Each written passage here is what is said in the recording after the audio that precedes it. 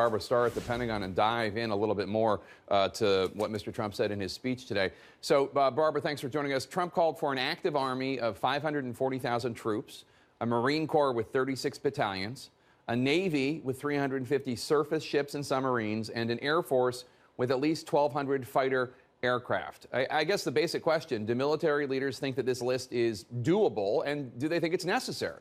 Well, let's start with the necessary. That's really the crux of all of this, isn't it?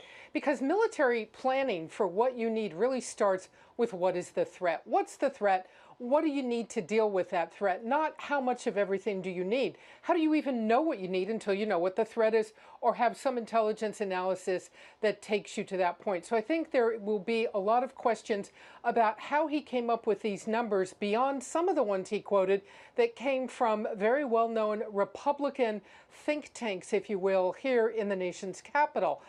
Certainly these kinds of analysts push certain numbers all the time, but the hardcore analysis of what you need is a very different question, because the Pentagon, while many generals say they need more right now, they are not as far along as he is, perhaps, and they know the big problem is, how are you going to pay for it all? And that's right, and obviously a big price tag for those items. Today, Trump says he wants Congress to end sequestration. That's the term for the automatic budget cuts that went into effect when a deficit reduction deal never materialized. Clinton also has called for an end to sequestration.